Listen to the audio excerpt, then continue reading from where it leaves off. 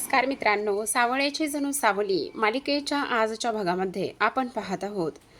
सुशीला सावलीसमोर हात जोडून उभी असते. मी तुमच्यासमोर पदर पसरते, पण सारंगचा जीव तुम्ही वाचवा. असं सोडून जाऊ नका. हवं तर मी तुमच्या पाया पडते. सारंगच्या आयुष्याची तुमच्यासमोर मी भीक मागते, पदर पसरते, पण तुम्ही मात्र अजिबात असं करू नका. हे सगळं काही बोलल्यानंतर आता मात्र इकडे ती विचार करत असते, हे सर्व काही काय आहे.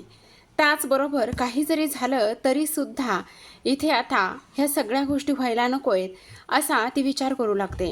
आणि तेव्हा मात्र इथे तिलोत्तमा हे सगळं काही पाहतच असते. मग ती अमृताकडे जाते आणि अमृताला म्हणत असते, वहिनी प्लीज तुम्ही तरी ह्या सगळ्या गोष्टी एकदा बघा ना. काही जरी झालं तरीसुद्धा तुम्ही एकदा समजावून सांगा ना, तुमचं आई नक्कीच ऐकतील. तेव्हा ती आता मोनिकाला सुद्धा म्हणत असते, मोनिकाताई प्लीज तुम्ही तरी एकदा समजवा ना. हे बघा, सारंगचा जीव वाचणं सगळ्यात महत्त्वाची गोष्ट आहे. मला सारंगच्या जीवाशिवाय, सारंगच्या आयुष्याशिवाय मला दुसरं काहीच नको आहे. मी तुमच्यापुढे पदर पसरते, मी तुमच्यासमोर हात जोडते, पण प्लीज काही झालं तरी तुम्ही मात्र इथे एकदा ह्या सगळ्या गोष्टींचा विचार करा ना. असं सुद्धा आता इथे ती बोलू लागलेली असते. त्यावेळेला मात्र इथे आता तिलोत्तमा म्हणत असते, काय बाई आहे ही. तेव्हा मात्र तिलोत्तमा तिला म्हणत असते, अगं काय चाललंय तुझं. तुझ्या नवऱ्याजवळ ती बसते आणि त्यानंतर तुझा नवरा इथे बेशुद्ध असताना सुद्धा सावली सावली म्हणतो, आई मला काहीही चालेल, मला काहीही चालेल, तुम्ही अजिबात काळजी करू नका. हे बघा, ह्या सगळ्या गोष्टी मला मान्य आहेत. काही जरी झालं तरी तुम्ही म्हणाल तसं मी सगळं काही करेन. पण आता मात्र इकडे हे सगळं मी म्हणेल आणि ह्या सगळ्या गोष्टी इथे सारंगसाठीच आपल्याला करायच्या आहेत. सावलीताई अहो मान्य आहे, कमीत कमी तुम्ही दोघांनी एकत्र एकाबरोबर दोघांबरोबर घातलेले ते क्षण तुम्ही आठवा आणि त्यानंतर तुम्ही त्या गोष्टीचा एकदा विचार करा ना, की कशा पद्धतीने काय काय झालं होतं. आणि त्याचबरोबर तुमच्या नात्यामधला थोडा तरी ओलावा इथे असेल तर नक्कीच तुम्ही इथे सारंगसाठी इथे थांबाल. हे बघा, नाही म्हणू नका, पण प्लीज तुम्ही इथे थांबा ना, एकदा तरी थांबा. मी तुमच्या पुढे पदर पसरते, मी तुमच्या पाया पडते, पण प्लीज असं अजिबातच करू नका. असं आता इकडे ती बोलत असते. तेव्हा आता इकडे तुम्हाला तुमच्या नात्याची शपथ, तुम्ही दोघांनी एकमेकांबरोबर घातलेल्या त्या सगळ्या गोष्टींची शपथ, असं सुद्धा आता इकडे ती तिला बोलू लागलेली असते.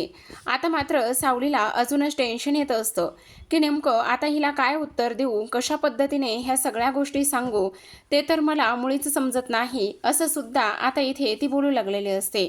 तेव्हा मात्र इथे आई हे बघा, जर तुम्ही इथे नाही थांबवलं सावलीला आणि त्याहूनही सगळ्यात महत्त्वाची गोष्ट, जर सावली इथून निघून गेल्यानंतर सारंगला जर काही झालं तर मी मात्र माझ्या जीवाचं काहीही बरं वाईट करू शकते. मी अजिबात स्वतःला जिवंत इथे ठेवणार नाही. असं सुद्धा स्पष्टपणे ती बोलत असते. त्यावेळेला मात्र इकडे मी सती जाईल असं ती बोलल्यानंतर सगळ्यांना धक्काच बसतो. मग आता तिलोत्तमा मनातच म्हणत असते, तू जरी सती नाही गेलीस आणि ही जरी इथे थांबली ना, तरी एक गोष्ट मात्र नीट लक्षात ठेव, मी तुला जाळून टाकेल. असं मनामध्ये बोलत असते. तेव्हा मात्र आता सुशीला म्हणत असते, त्यानंतर तुम्ही माझं जे काही करायचं आहे ना ते तुम्ही करा, मला मात्र ह्या कोणत्याच गोष्टीचा प्रॉब्लेम नाही. असं सुद्धा आता इथे ती बोलत असते. त्यानंतर मात्र इकडे लगेचच अमृता बहिणी तुम्ही तरी आईला समजवा ना. मग आता अमृता म्हणत असते, आई हो, इथे सुशीला बोलते ना ते अगदी बरोबर आहे. हे बघा, काही झालं ना तरी एक गोष्ट लक्षात ठेवा, सारंगचा जीव आपल्यासाठी इथे सगळ्यात महत्त्वाचा आहे. तेव्हा लगेच आता इथे तिलोत्तमा म्हणत असते, ठीक आहे, मग ठीक आहे असं म्हटल्याबरोबर सुशीला मात्र घट्ट इथे तिला मिठी मारत असते सावलीला आणि म्हणत असते, खरंच तुमचे ना अगदी मनापासून आभार.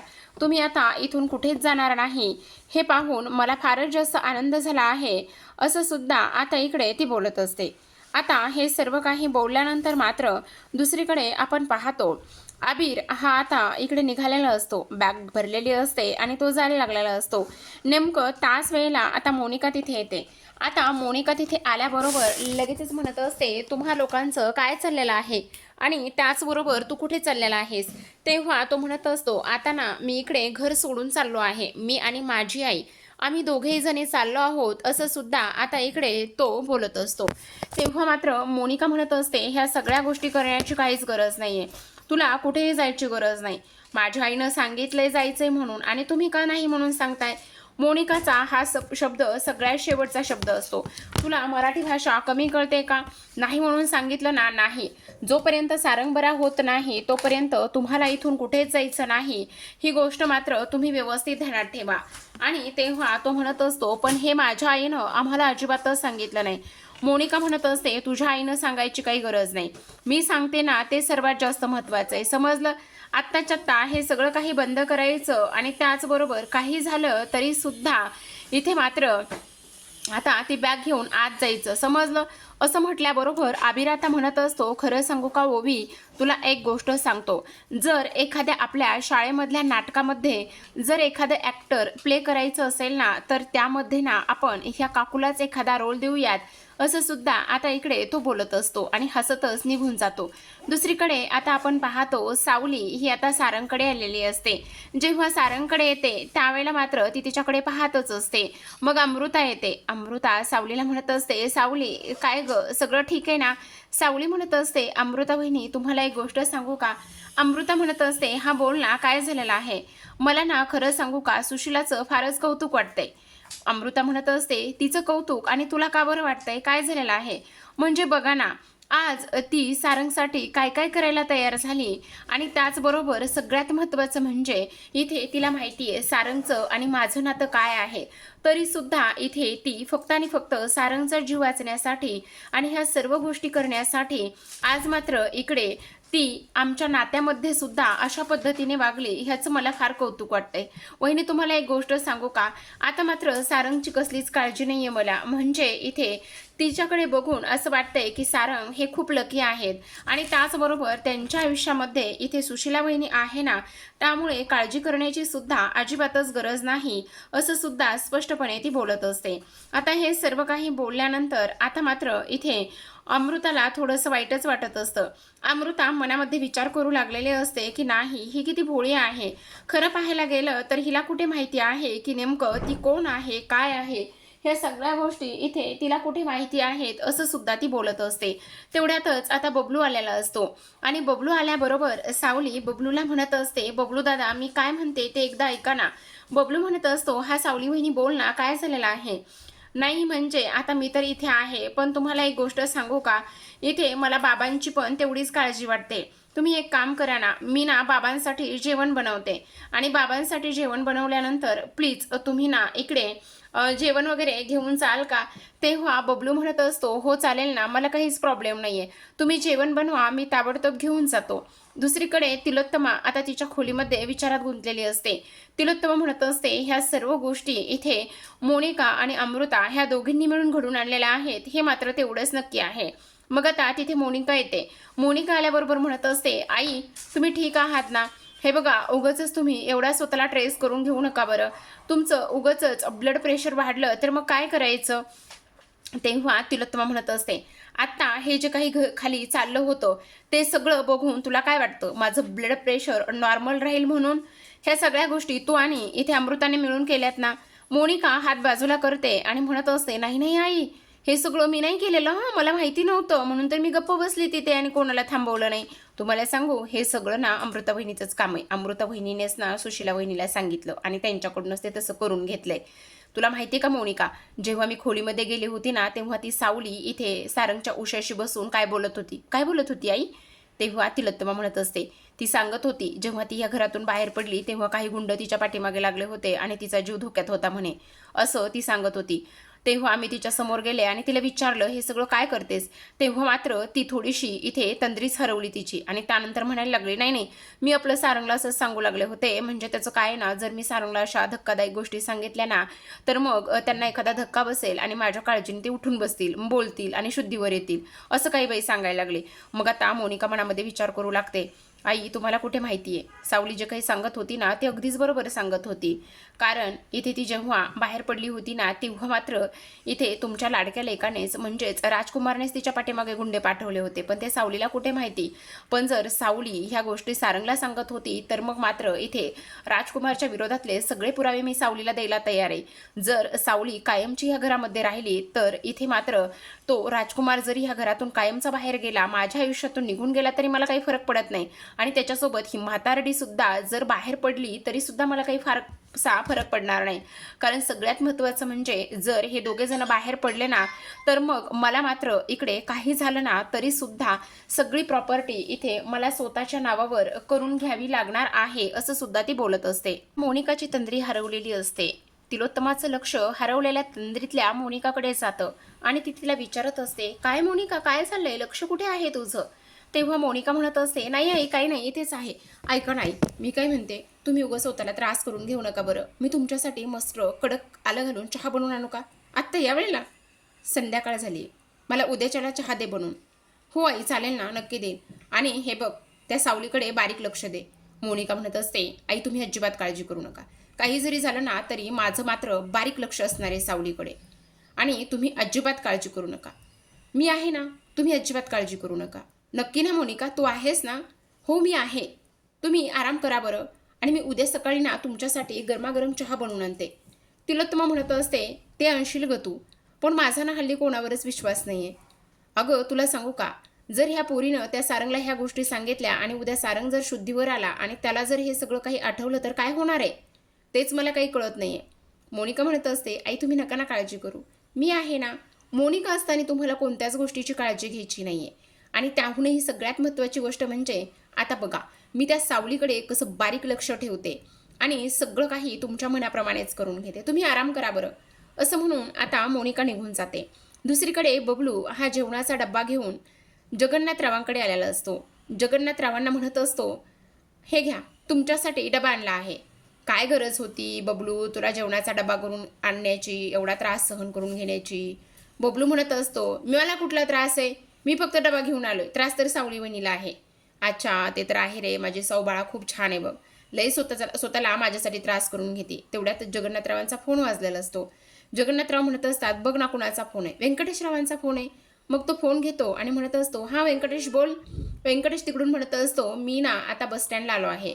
बरं बरं, ठीक आहे ये, असं म्हणून फोन ठेवतात. बबलू म्हणू लागतो, व्यंकटेशरावांचा फोन होता. हो, बस स्टँडला येतोय ना. अरे ते येणार असते असं माहिती असतं तर मी अजून जास्तीचा डब्बा आणला असता ना. अरे हा डब्बा आम्ही दोघांना पुरेल, तू काळजी करू नको. माझ्या सवनी काही थोडीच माझ्यासाठी कमी दिलं असेल. आता जगन्नाथला बबलू म्हणत असतो, माफ करा, पण लहान तोंडी मोठा घास घेतोय.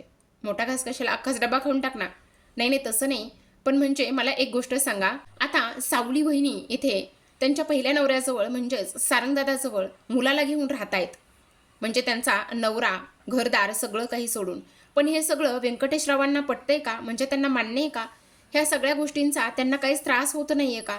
म्हणजे बघा ना, इथे सारंगदादाचं सुद्धा लग्न झालंय, पण तरीसुद्धा इथे सावली वहिनी फक्त आपल्या सारंगदादासाठी तिथे राहत आहेत. म्हणजे काही प्रॉब्लेम तर नाही ना त्याला? तेव्हा जगन्नाथ म्हणत असतास, अरे बबलू तुला एक गोष्ट सांगू का, व्यंकटेश खूप मोठ्या मनाचा माणूस आहे. खूप चांगला आहे रे तो मनाने, खूप निर्मळ स्वभावाचा आहे, खूप चांगला आहे. आणि तुला सांगू का, त्याला काहीही या गोष्टीशी हरकत नाही आहे. आता बबलू मनामध्ये म्हणत असतो, जसं सारंगदादाचं सुशीला वहिनींसोबत लग्न झालं नाही तसंच सावली वहिनीचं सुद्धा ह्या व्यंकटेश दादाशी लग्न झालेलं नसेल का? नेमका काहीतरी झोल आहे, कुठेतरी पाणी मुरतंय असा बबलू विचार करतो. त्यावेळेला जगन्नाथ म्हणत असतात, बबलू काय झालं, कुठे हरवला? नाही नाही काही नाही आहे, चला मी येऊ का आता, तुम्ही मस्त डबा एन्जॉय करा. तेव्हा मात्र जगन्नाथ म्हणत असतात, हो हो हो ये तू, आणि साऊला सांग माझी काळजी करू नको, मी अगदी व्यवस्थित आहे. असं म्हणून बबलू मात्र आता विचारातच तिथून निघून जातो. दुसरीकडे मोनिका राजकुमारला फोनवर बोलत असते आणि सांगत असते, राजकुमार तुला सांगू का, आता सावली ह्याच घरामध्ये आहे. ते कार्ट तर एक नंबर आगाऊ आहे बरं का, खूपच डांबरीस आहे बघते. नाही नाही नाही, अजून सारंग शुद्धीवर आला नाहीये. तुला सांगते, जोपर्यंत सारंग शुद्धीवर येत नाही तोपर्यंत ती सावली इथेच राहणार आहे असं वाटतंय मला. पण तू काळजी करू नकोस, माझं सगळ्यांकडे बारीक लक्ष आहे. हो, तू येऊ नकोस, तू काळजी करू नकोस. तेवढ्यातच भैरवी इथे येते. भैरवीला समोर पाहिल्यानंतर मोनिका ताबडतोब राजकुमारचा फोन कट करते आणि तिला सरळ विचारत असते, "तुम्ही इथे काय करताय?"